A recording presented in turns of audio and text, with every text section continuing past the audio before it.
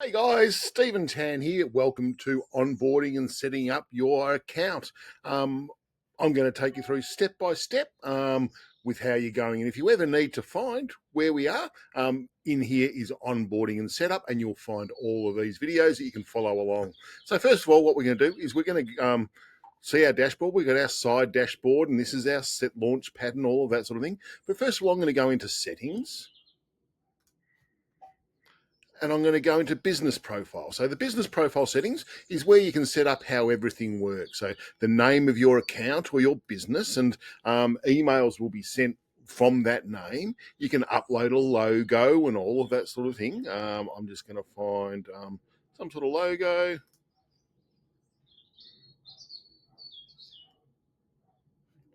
I'm just going to find an image of me as a logo, a legal business name. You don't have to put that in there. Your business email.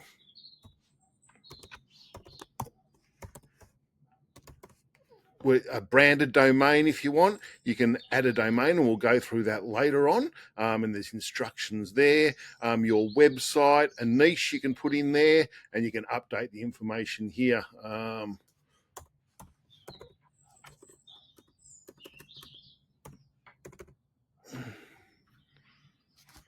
Got to find my phone number. Bear with me a moment. Okay, we've got things happy again. So we'll come back and do domains and things later. So your address, your business address, your time zone, your language. So English United States will do for me. We can update that. Outgoing language. So authorized representative or things like that, if you need to add a representative there. And we can not do all of this. This is more American, so the business type, the business industry, your location, and all of that sort of thing. But in these general settings, we're going to look at allow duplicate opportunity. That will allow a person to appear twice in a pipeline. Merge Facebook contacts by name. So if you've got them as a contact in the system already, it will merge them by name. Disable contact time zone. So if you want everything to go out, any email or SMS communication to go out in your time zone alone, which for me here is GMT, then you can disable the contact time zone. But if you have that not disabled, if you want to send an email at 9 a.m., it will go at 9 a.m. their time. Bot detection, preventing statistics and increments, so they don't have bots clicking on things. Mark emails as invalid due to hard bounce. This is a handy one to have because you don't want to be sending emails to places that are bounce because it'll affect your reputation.